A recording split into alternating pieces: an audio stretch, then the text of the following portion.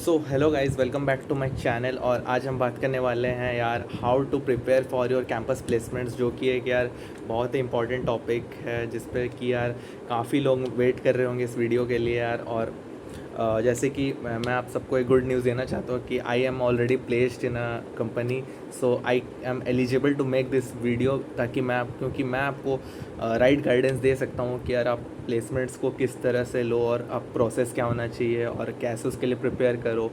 तो आज हम उसी एक सेगमेंट को पकड़ेंगे, how to prepare for campus placements. Okay, so let's start the video. Sir, सबसे पहले हमारा जो आती है यार, वो अगर आप बीटेक कर रहे हो तो सबसे पहले कॉलेजेस में अगर कैंपस प्लेसमेंट्स की बात करें तो 3 तरह की कंपनीज आती है कॉलेजेस में।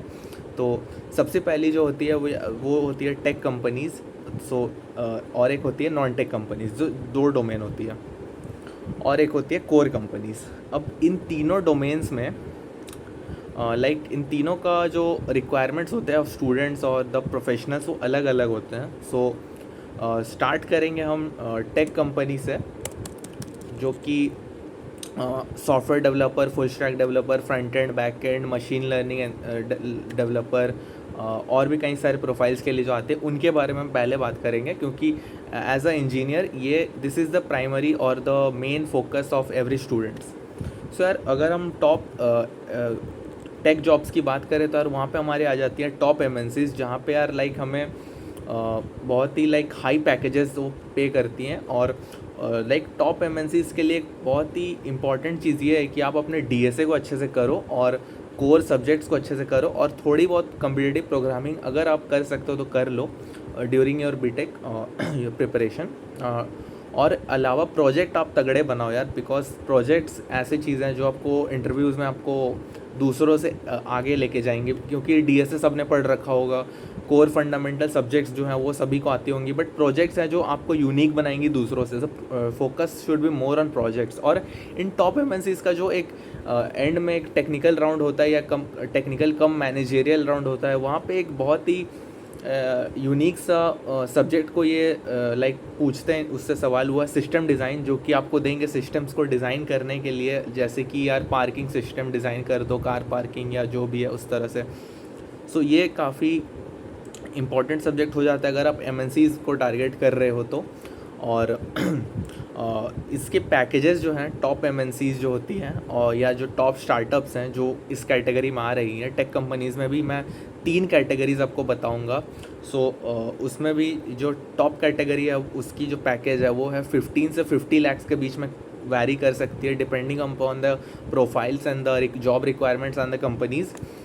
सो ये हो गई हमारी टॉप एमएनसीज। अब टेक कंपनीज़ में जो दूसरा सबसे बड़ा आता है यार, जो सबसे ज़्यादा लोग जिसमें जाते हैं वो है मास रिक्रूटर, जो कि मास हायरिंग करते हैं for the associate engineers and the testers and analyst roles. तो इनकी सबसे खासियत अच्छी बात यह है कि यार ये बहुत ही ज़्यादा बच्चों को लेके जाते हैं, जो कि अपने आप में एक यार बहुत ही अच्छी चीज़ है, क्योंकि as you all know India में हमारे यहाँ बेरोज़गारी की दिक्कत बहुत ज़्यादा है। सो वो चीज़ हमें बहुत ही चाहिए होती है, क्योंकि यार सभी को जॉब देना, सभी लोग एम्प्लॉयड हो तो वो उससे अच्छी और क्या ही बात हो सकती है। सो यहाँ पे आ जाती है यार टॉप कंपनीज़ होती हैं, बट ये पैकेजेस बहुत ही कम देती हैं, जैसे कि 4 लाख, 3.5 लाख, 4.5 लाख, इस तरह से इनका सीटीसी होता है। बट इनका जो यार बेसिक तुम्हारा रहता है criteria for hiring, you should know basic coding knowledge, basic fundamentals of the core CS fundamental subjects and the aptitude, verbal ability, these all. So आपका यहाँ पे प्रोजेक्ट्स उतनी मैटर नहीं करेंगी एज इन द एमएनसीज और in the startups, but यहाँ पे आपको एक और दूसरी चीज़ ये पढ़नी होगी कि यहाँ आपको एप्टीट्यूड और कॉग्निटिव एबिलिटी, वर्बल एबिलिटी और इंग्लिश ग्रामेटिकल स्किल्स यहाँ पे आपको थोड़ा सा देखा जाएगा, बिकॉज इन कंपनीज़ में ज़्यादातर आप टेस्टिंग कर रहे होगे, कोड डिबगिंग कर रहे होगे, तो वहाँ पे आपको इंग्लिश की ज़रूरत पड़ेगी, आपको न्यूमेरिक्स नंबर से आपको खेलना पड़ेगा। सो वो चीज़ें तो यहाँ पे इसकी पैकेजेस 2 लाख पर एनम से 8 लाख पर एनम तक वेरी कर सकती हैं, depending upon company to company and college to college and number of people they are hiring in a batch. So ये हो गई। अब जो हमारा सेकंड कैटेगरी आता है वो है नॉन टेक कंपनीज़। अब नॉन टेक कंपनीज़, भाई पहला क्वेश्चन तो आप लोगों के मन में ये आएगा कि यार non tech companies BTech college में आ क्यों रही हैं। पहली बात तो ये, तो यार नॉन टेक कंपनीज़ को ऐसे इंडिविजुअल्स, ऐसे प्रोफेशनल चाहिए होते हैं जो कि यार किसी भी लाइक एक रॉ डेटा को या रॉ इन्फॉर्मेशन को एक बहुत ही क्लियर्ड एंड कंसेप्चुअल और इंटरप्रेटेड, लाइक बहुत ही इजीली रीडेबल डेटा में कन्वर्ट कर सके, जो कि एक इंजीनियर बहुत अच्छे से कर सकता है। बिकॉज इंजीनियर को ऐसा माना जाता है कि यार इंजीनियर इंजीनियरिंग छोड़ के बाकी सब कुछ कर सकता है। सो ये इसीलिए नॉन टेक कंपनीज इंजीनियर्स को ले जाती है, ताकि इनमें यार हमने ना जेई के लिए इतना मेहनत करा होता है यार, हमने जेई के लिए इतना पढ़ा होता है कि हमें लाइक आप हमसे कोई भी काम करा लो हम इजीली कर देंगे यार। हमें थोड़ा ट्रेनिंग चाहिए होगा और हम उस टास्क को दूसरों से अच्छा कर देंगे। एक नॉन टेक कंपनी में एक जो बीकॉम वाला बंदा आएगा या जो भी लाइक दूसरे डिग्रीज आएंगे, उनसे हम उन्हीं का काम उनसे बेटर करके दिखा देते हैं। सो इसीलिए नॉन टेक कंपनीज इंजीनियर्स को प्रेफर करती है as compare to other degree professionals. तो यार यहाँ हमारा जो टॉप कंपनीज़ है, जैसे कि आप कंसल्टिंग फर्म्स हो गई, big consulting firms and sales and marketing, और ये सारी चीज़ें हो जाती हैं यहाँ पे। सो यहाँ पे आपका रेज्यूमे बहुत ज़्यादा मैटर करता है, बिकॉज ज़्यादातर कंपनीज रेज्यूमे शॉर्टलिस्टिंग करती हैं बेसिस ऑफ लाइक आपने क्या काम करा है, फील्ड वर्क और आपका work experience in the non tech domain. जैसे कि आपने कोई सोसाइटी में रहे कि वहाँ का सेल्स एंड मार्केटिंग डोमेन में रहे हो आप, या फिर आप क्लाइंट से डील कर रहे हो ड्यूरिंग योर कॉलेज पीरियड और योर इंटर्नशिप। सो ये सारी चीज़ें बहुत मैटर। आपका रिज्यूमे बहुत ही प्रेजेंटेबल और अच्छा होना चाहिए यहाँ पे, because they look for a candidate who presents him और herself in a very good manner. So आपको अगर आप टेस्ट्स की बात करें तो यार यहाँ पे आपको टेस्ट जैसे कि आपको aptitude, reasoning, verbal ability, cognitive ability, good communication skills, ये एक बहुत इंपॉर्टेंट चीज़ है यहाँ पे कि आपको कम्युनिकेशन स्किल्स आपका बहुत ही अच्छा होना चाहिए, जो कि यार इन सब कंपनीज़ में आपको बहुत ही ज़्यादा मैटर करेगा, बिकॉज आप क्लाइंट से डील कर रहे होगे और ये सारी चीज़ें। तो इसकी जो पैकेज है वो यार 6 to 15 lakhs से वैरी करती है depending upon company to company again and the profile. अगर आप कंसल्टिंग में हो तो थोड़ी आपको ज़्यादा पैकेज दिया जाएगा as compare to sales and marketing, because यार कंसल्टिंग एक बहुत ही लुक्रेटिव करियर ऑप्शन माना जाता है in the industry as compare to sales and marketing. So that is the thing. और अब आ जाते हैं हम अपने थर्ड कैटेगरी पे कि यार जो है कोर कंपनीज, जैसे कि जो बीटेक में वो ब्रांचेस होता है जैसे सिविल, मैकेनिकल, इलेक्ट्रिकल, उनके लिए उनकी स्पेसिफिक कुछ कंपनीज़ होती हैं, जैसे कि क्वालकॉम, या फिर कुछ होती हैं जैसे कि Shapoorji Pallonji in case of civil engineering, and mechanical में कुछ जैसे टीवीएस मोटर्स, इस तरह की कंपनीज़ होती हैं जो एकदम कोर बच्चों को लेके जाती है, बिकॉज उनके काम उसी डोमेन में होते हैं।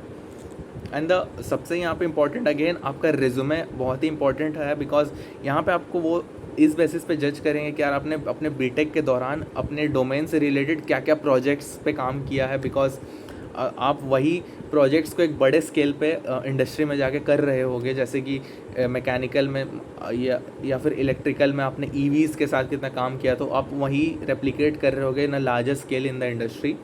सो यहाँ पे आपका सब्जेक्ट नॉलेज जो आपका सब्जेक्ट है, लाइक डोमेन है, सपोज सिविल या मैकेनिकल या इलेक्ट्रिक, उस पर आपका कितना होल्ड है वो बहुत ज़्यादा मैटर करेगा। और रेज्यूमे अगेन मैंने जैसे बोला कि बहुत ही इंपॉर्टेंट हो जाता है यहाँ पे, बिकॉज वो आपके प्रोजेक्ट्स और आपके वर्क एक्सपीरियंस को बहुत ही माइन्यूटली ऑब्जर्व करेंगे। सो इनका पैकेजेस हो जाता है around 10 to 20 lakhs depending upon the company and profile again. So ये थी सीन बीटेक में, लाइक प्रिपेयर कैसे करें। अब बात आती है कि यार मैंने ये तो देख लिया कि होती क्या है, लाइक किस पे फोकस करना है, किस पे नहीं करना है, बट कहाँ से पढ़ना है वो भी मैं जैसे बता देता हूँ। जैसे डीएसए के लिए हमारे पास काफ़ी अच्छी प्लेलिस्ट हैं यूट्यूब पे, जब वहाँ से हम रेफ़र कर सकते हैं और पढ़ सकते हैं। और सब्जेक्ट्स में भी सेम हम यूट्यूब से गीक्स फॉर गीक्स से पढ़ सकते हैं। प्रोजेक्ट्स के लिए हम अगेन गीक्स फॉर गीक्स में जाके प्रोजेक्ट सेक्शन है वहाँ पे जाके आप देख सकते हो।